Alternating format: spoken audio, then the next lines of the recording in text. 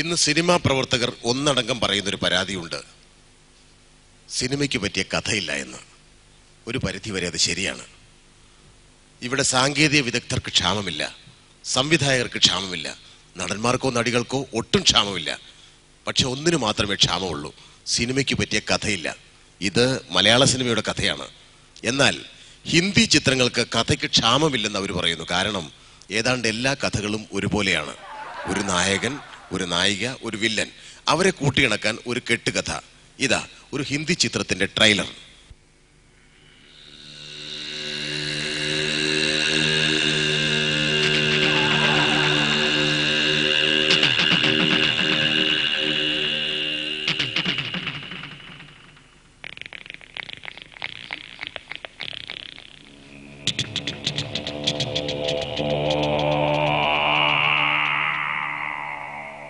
Mr. Sharmaji, Victor speaking. Mr. Sharmaji, നിങ്ങളുടെ മകൾ എൻ്റെ അടുക്കലുണ്ട്. ഞാൻ പറഞ്ഞ പ്രകാരം 10 ലക്ഷം രൂപയുമായി ബീച്ചിനടുത്തുള്ള പള്ളിയുടെ പുറകിൽ ഒരു തകർന്ന കെട്ടിടമുണ്ട്. ആ കെട്ടിടത്തിൻ്റെ പുറകിൽ ഒരു പഴയ കുളം കാണാം. നിങ്ങൾ പണവുമായി വരുമ്പോൾ ആ കുളത്തിൽ വീഴാതെ സൂക്ഷിക്കണം. ആ കുളത്തിൽ നേരെ നടന്നാൽ 10-ാം മൈൽ, അവിടെയാണ് ഞങ്ങളുടെ സങ്കേതം. ഞാൻ പറഞ്ഞ പ്രകാരം 10 ലക്ഷം രൂപയുമായി വന്നാൽ നിങ്ങളുടെ മകളെ ഞാൻ തിരിച്ചു തരാം. മറിച്ച് മൂന്നാമതൊരാൾ ഇതറിഞ്ഞാൽ മിസ്റ്റർ ശർമാജി, നിങ്ങളുടെ മകൾ പിന്നെ ജീവിച്ചിരിക്കില്ല. ശർമാജി, ശർമാജി, നിങ്ങളുടെ മകളുടെ ശബ്ദം കേട്ടോളൂ.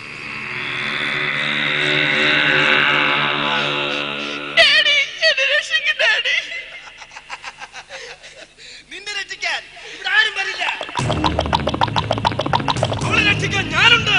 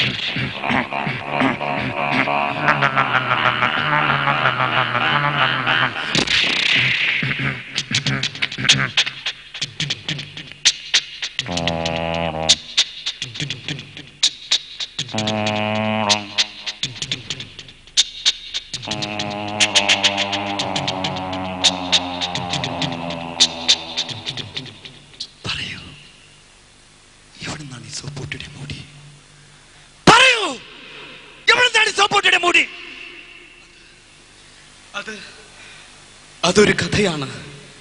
25 വർഷങ്ങൾക്ക് മുൻപ്, അന്ന് ഞങ്ങളുടെ അച്ഛൻ്റെയും അമ്മയുടെയും വിവാഹ വാർഷികം ആഘോഷിക്കുകയായിരുന്നു. ആ സന്തോഷവേളയിൽ ഞങ്ങൾ മക്കളുടെ കൺമുമ്പിൽ വെച്ച് കുറെ കൊള്ളക്കാർ വന്ന് അച്ഛനെയും അമ്മയെയും വെടിവെച്ച് കൊന്നു. ഞങ്ങൾ മക്കൾ 4 വഴിക്കായി പിരിഞ്ഞു. അന്ന് ഞങ്ങളുടെ വീടിന്റെ എല്ലാമായിരുന്നു ഒരു സോപ്പ് പെട്ടി. ആ സോപ്പ് പെട്ടിയുടെ ഒരു മൂടി മാത്രമേ എനിക്ക് കിട്ടിയുള്ളൂ. ആ മൂടിയുമായി ഞാൻ എന്റെ സഹോദരങ്ങളെ തിരക്കി നടക്കുകയാണ്. മറ്റേ മൂടി ഇതാ നിങ്ങളുടെ സഹോദരി. അമ്മ സോപ്പൊട്ടിലുണ്ട്. സോപ്പ് ഇത് എന്റെ കയ്യിലുണ്ട്.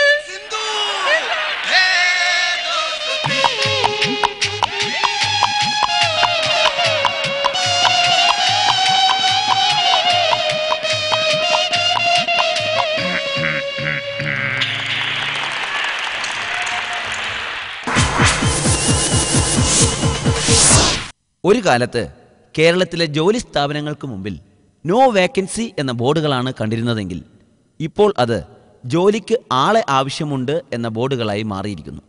അതിൽ ഏറ്റവും ബുദ്ധിമുട്ട് വീട്ടുജോലിക്ക് ആളെ കിട്ടുക എന്നുള്ളതാണ്. ഇവിടെ വേലക്കാരിക്കായി കാത്തിരിക്കുന്ന ഒരു കുടുംബത്തിലേക്ക് നിങ്ങളുടെ ശ്രദ്ധയെ ക്ഷണിക്കുന്നു.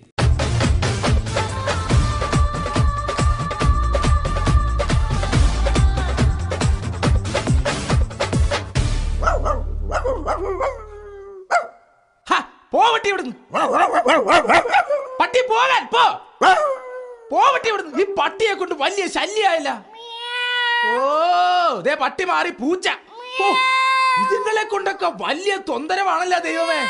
ഇവിടുത്തെ ഒരു കാര്യം നോക്കാൻ ആരുമില്ല. ഒരു വേലക്കാരി നിർത്തടി എന്ന് പറയാൻ തുടങ്ങിയിട്ട് എത്ര കാലായി. അതെങ്ങനാ? എനിക്കൊരു ഭാര്യയുണ്ട്, ഒരു ഭൂതന. അവക്ക് ഭയങ്കര സംശയ. എന്നാ ഇവിടുത്തെ കാര്യങ്ങൾ അവള് നോക്കി ചെയ്യുവോ? അതുമില്ല.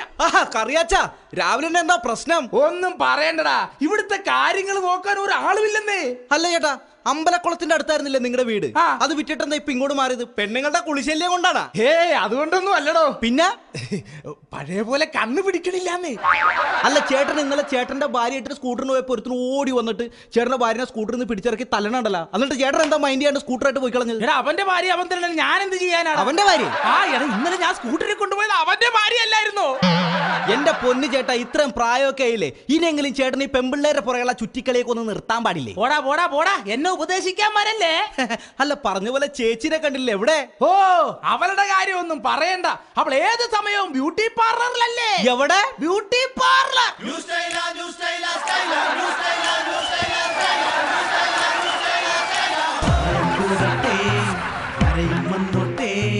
പരിഹാരത്തിന് പാർലറില്ലേ, ചുളിഞ്ഞോട്ടെ പരിഹാരത്തിന് പാർലറില്ലേ. ഓ രാവിലെ ഒരുങ്ങിക്കെട്ടി എവിടെ പോയതാ? ഞാൻ യോഗയ്ക്ക് പോയതാ. എന്തിന്? എന്റെ വയറ് കുറയ്ക്കാൻ. എടി ആദ്യം നിന്റെ തീറ്റ കുറയ്ക്ക്, അപ്പൊ താനെ വയറ് കുറയും. അയ്യോ ഇതാരോ സുകുമാരനോ? എത്ര നാളായിടാ നിന്നെ കണ്ടിട്ട്. ആ സുകുമാര, ഞാൻ പറഞ്ഞ വേലക്കാരിയുടെ കാര്യം എന്തായടാ? ചേച്ചിയല്ലേ പറഞ്ഞത് 50 വയസ്സുള്ള വേലക്കാരത്തി മതി മതിന്ന്. 50 വയസ്സുള്ള വേലക്കാരത്തിനെ ഞാൻ എവിടെ നിന്ന് ഒപ്പിക്കാനാ? ഇനിയിപ്പോ 50 വയസ്സുള്ളതിനെ കിട്ടിയില്ലെങ്കിൽ കുഴപ്പമില്ല. പിന്നെ 25 വയസ്സുള്ള രണ്ടെണ്ണത്തിനെ ഒപ്പിച്ചാ പോരെ?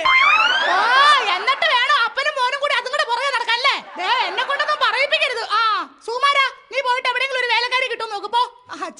എന്താടി ഇന്നത്തെ ദിവസത്തിന്റെ പ്രത്യേകത എന്താണെന്ന് അറിയാമോ? ഇല്ല. അയ്യോ ഇന്നല്ലേ നിങ്ങളുടെ ബർത്ത്ഡേ. അതുപോലും അറിയില്ല. നിർത്ത്, ഇതൊക്കെ ആര് ഓർത്തിരിക്കാനാ? പക്ഷെ മറ്റന്നാളത്തെ പ്രത്യേകത എന്താണെന്ന് നിനക്കറിയാമോ? ഇല്ല. എടി അന്നല്ലേടി നിന്നെ ഞാൻ കല്യാണം കഴിച്ചത്, നമ്മുടെ വെഡിങ് ആനിവേഴ്സറി. എന്റെ കർത്താവേ, എനിക്ക് ഇപ്പോഴാ മനസ്സിലായത് നിങ്ങൾക്ക് എന്നോട് ഇത്രയും സ്നേഹം ഉണ്ടെന്ന്. അതെന്താ? നിങ്ങളുടെ ബർത്ത്ഡേ പോലും ഓർക്കാതെ നമ്മുടെ കല്യാണ ദിവസം ഓർത്തല്ലോ.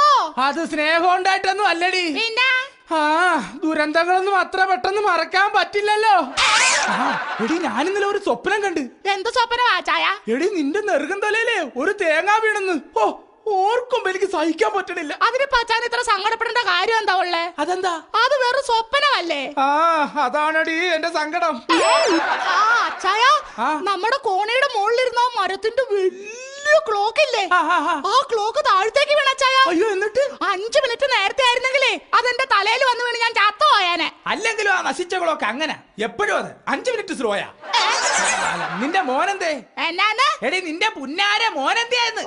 അപ്പന്റെ അല്ലേ വിത്ത്. ഏതെങ്കിലും ലേഡീസ് ഹോസ്റ്റലിന്റെ ഫ്രണ്ടിലോ വുമൻസ് കോളേജിന്റെ മുമ്പിലോ ഒക്കെ കാണും. ഒരു കോലില് സാരി ചുറ്റി വച്ചാ മതി, അതിന്റെ പുറകെ പോകും. അതാണ് അപ്പനും മാനും.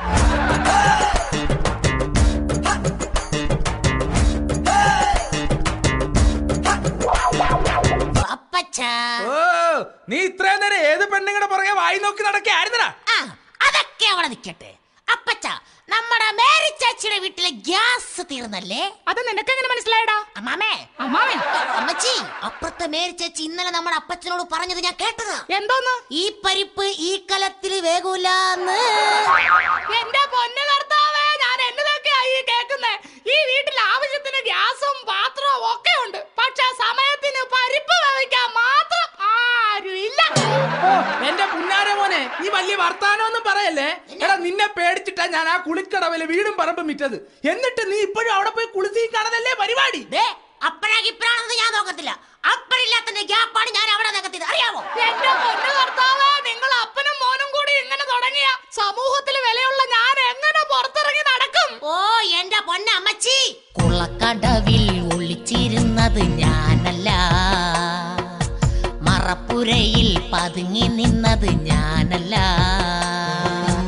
ഇന്ദുവിന്റെ വീട്ടിൽ അതും ഇന്നലെ അന്തി നേരം നോക്കി ഒരു മിന്നല, തലലൊറ്റ മുണ്ടുമിട്ടു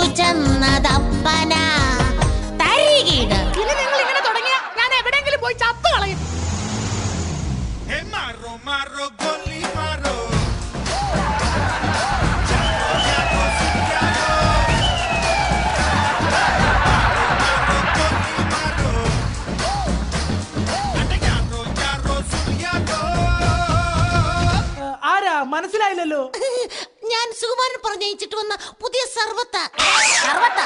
അയ്യോ അല്ല, സർവന്റ്. നിന്നെ കണ്ടിട്ട് വേലക്കാരിയുടെ ഒരു ലുക്കില്ലല്ലോടി. ലുക്കിലല്ല, വർക്കിലാണ് കാര്യം. നീ കല്യാണം കഴിച്ചതാണോടി കൊച്ചേ? അയ്യോ കഴിച്ചു. 4 കുട്ടികളുണ്ട് എനിക്ക്. പിള്ളേരുടെ അച്ഛൻ എന്നാടി പണി? പിള്ളേരുടെ അച്ഛന്മാർക്ക് എന്താ പണിയെന്ന് എനിക്കറിയില്ല. പക്ഷെ അവരുടെയൊക്കെ വീട്ടിൽ ജോലിക്ക് നിപ്പാ എന്റെ പണി. എന്ത് രസമല്ലേ? ഇവക്കളെ നഗ്ന ചിത്രമല്ലേ ഞാൻ അന്ന് മാസികയുടെ ഫ്രണ്ട് പേജിൽ കണ്ടത്. അയ്യോടാ, എന്നിട്ട് നീ എന്നെ കാണിച്ചില്ലല്ലോ. അയ്യോ മുതലാളി, അതെന്നെ അവര് ചതിച്ചതാ മുതലാളി, ചതിച്ചതാ. നിന്നെ ആരാടി ചതിച്ചേ? സത്യത്തിൽ എന്താ ഉണ്ടായെന്നറിയാമോ? എല്ലാരും കേൾക്കാൻ വേണ്ടി പറയാണേ. എന്റെ ഈ ശരീരത്തിന് ഇങ്ങോട്ടുള്ള ഭാഗം മാത്രമേ എന്റേതായിട്ടുള്ളൂ. എന്നിട്ട് ഏതോ ഒരു വെങ്കോച്ചിന്റെ തല അതിനകത്ത് വെട്ടിക്കയറ്റി വെച്ചിട്ട് എന്നെ ചതിച്ചതാ. അതൊക്കെ പോട്ടെ മോളെ, നീ ഇതിനു മുമ്പ് എവിടെയാ ജോലിക്ക് നിന്നത്? ആ ജഡ്ജി അമ്മാന്റെ വീട്ടിൽ. ഓ, ആ അറുത്തതായിക്ക് ഉപ്പ് തേക്കാത്ത വൃത്തികെട്ടവന്റെ വീട്ടിലാ. എന്നെ എന്ത് വേണേലും പറഞ്ഞു, പക്ഷെ എന്റെ ജഡ്ജി അമ്മാനെ കുറിച്ച് പറഞ്ഞ ഞാൻ സഹിക്കത്തില്ല. അതെന്നാടി ജഡ്ജി അമ്മാനെ പറഞ്ഞപ്പോ നിനക്ക് ഇത്ര പൊള്ളുന്നേ? കൊച്ചമ്മയ്ക്ക് അറിയുമോ, എല്ലുമുറിയ പണിയെടുത്ത് അടുക്കളയുടെ ഏതെങ്കിലും ഒരു മൂലയില് ഞാനൊരു കീറപ്പായയിൽ കിടന്നുറങ്ങുമ്പോ AC-യിൽ മാത്രം കിടന്നുറങ്ങി ശീലിച്ച ജഡ്ജി മുതലാളി പാവപ്പെട്ടവളെന്നോ പണക്കാരിയെന്നോ വ്യത്യാസമില്ലാതെ ആ കീറപ്പായൽ എന്നോടൊപ്പം ഒന്ന് കിടക്കുമായിരുന്നു. ഇവക്കൊന്നും അതിന്റെ സീരിയസ്നെസ് അറിയാൻ പാടില്ലെന്ന്. എന്നിട്ട് നീ എന്താടി അവിടുന്ന് പോന്നത്? ഇഷ്ടമല്ല. ആ, പെണ്ണുങ്ങളായ അങ്ങനെ വേണം. എനിക്ക് ഇപ്പഴാ നിന്നെ വിശ്വാസമായ. അന്യ പുരുഷന്മാര് വരുമ്പോ നമ്മൾ ഇഷ്ടക്കേട് കാണിക്കണം. അയ്യോ, എനിക്കല്ല ഇഷ്ടമല്ലാത്തത്, പിന്നെ അവിടുത്തെ കൊച്ചമ്മയ്ക്ക്. എന്തൊക്കെയായാലും നീ ഇവിടെ മര്യാദക്ക് നിന്നോണം, അല്ലെങ്കിൽ നീ എന്റെ തനി സ്വഭാവം മനസ്സിലാക്കും. ആ ശരി കൊച്ചമ്മേ. കൊള്ളാം, ഇന്നു മുതൽ നീയാണ് ഈ വീടിന്റെ നിലവിളക്ക്. അപ്പൊ അമ്മച്ചിയാ? അത് പാട്ട വിളക്ക്. വിളക്ക് കത്തിക്കുന്നതൊക്കെ കൊള്ളാം. അപ്പച്ചിരി വിളക്ക് ഊതി അടയ്ക്കാൻ നോക്കിക്കോണം കേട്ടോ. ഏറി പോടാകത്ത്. എന്റെ ചെന്താമരേ, എന്ത് വലിയ മുതലാളി. നിന്നെ ഇവിടെ എത്തിക്കാൻ ഞാൻ എന്തൊക്കെ പാടുപെട്ടെന്ന് അറിയാമോ? ഇനി ഇതാണ് നമ്മുടെ സാമ്രാജ്യം. അയ്യോ മുതലാളി, ഞാൻ ഒന്ന് പേടിക്കാതെ ചെന്താമരേ. ഇന്ന് 7:30 പവർ കട്ട് സമയത്തെ ഞാൻ നിന്റെ വീട്ടിൽ വരും. അയ്യോ മുതലാളി, ആരെങ്കിലും കണ്ടാലോ? ഒന്ന് ധൈര്യമായിട്ടിരിക്കുന്നേ, ഞാനല്ലേ പറയുന്നത്. അയ്യോ മുതലാളി, കറണ്ട് ഇല്ലാത്ത സമയത്ത് മുതലാളി വന്നാൽ ഞാൻ എങ്ങനെ തിരിച്ചറിയും? ഞാൻ അവിടെ വന്നിട്ട് ബൗ ബൗ എന്ന് കുരയ്ക്കും. അപ്പൊ നീ അവിടെ എല്ലാം ഓക്കെ ആണെങ്കിൽ എന്നൊന്ന് കരഞ്ഞാ മതി. അപ്പൊ തന്നെ ഞാൻ അകത്തേക്ക് ചാടി വരത്തില്ലേ? അയ്യോ മുതലാളി, അപ്പൊ കൊച്ചമ്മ അറിഞ്ഞാൽ? ആരും അറിയത്തില്ല. അപ്പൊ എല്ലാം പറഞ്ഞ പോലെ നമ്മുടെ സിഗ്നൽ ഓർമ്മയുണ്ടല്ലോ. Bow bow meow meow bow meow bow bow meow meow bow bow meow മ്യാവ്.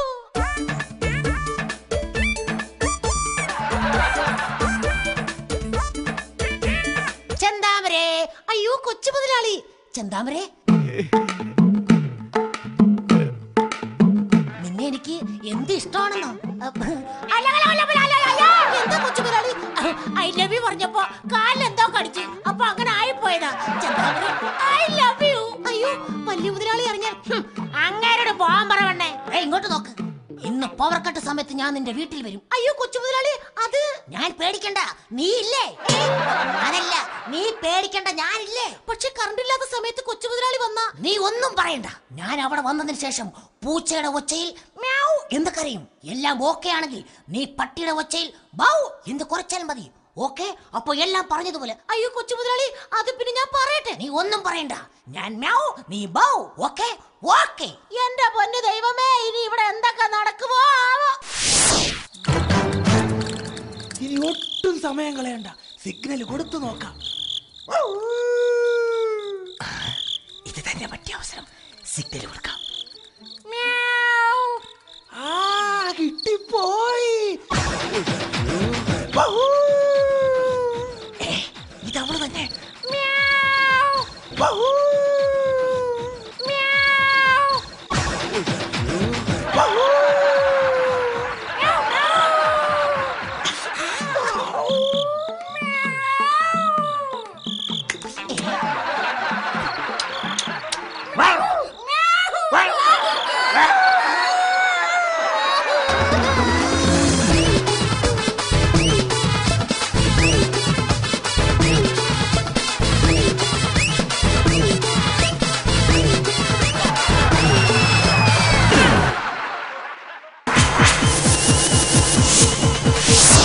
കല്ലെടുത്തു കീച്ചരുതേ നാട്ടാരേ, എല്ലു വലിച്ചൂരരുതേ നാട്ടാരേ. അയ്യോ കല്ലെടുത്ത് വീശരുതേ നാട്ടാരേ. ദോഹയ്ക്കടവഴി ഷാർജയ്ക്കടവഴി ഓടുമേ ഞാനോടുമേ, ഒറ്റക്കുതിപ്പിന് മസ്കറ്റിൽ പോയി വീഴുമേ ഞാൻ വീഴുമേ. ദോഹയ്ക്കടവഴി ഷാർജയ്ക്കടവഴി ഓടുമേ ഞാനോടുമേ, ഒറ്റക്കുതിപ്പിന് മസ്കറ്റിൽ പോയി വീഴുമേ ഞങ്ങൾ വീഴുമേ. ഒളിച്ചിരുന്നെറിയരുതേ നേരിട്ടെറിയണമേ, ഒളിച്ചിരുന്നെറിയരുതേ നേരിട്ടെറിയണമേ. ബഹറിൽ മുങ്ങിടുമേ നാട്ടിൽ പൊങ്ങിടുമേ, ബഹറിൽ മുങ്ങിടുമേ നാട്ടിൽ പൊങ്ങിടുമേ. ഏറുകൊണ്ടാൽ അലറിടുമേ ഞാൻ അലറിടുമേ, ഏത്തുകൊണ്ടാൽ അലറിടുമേ ഞാൻ അലറിടുമേ. എന്തയ്യോ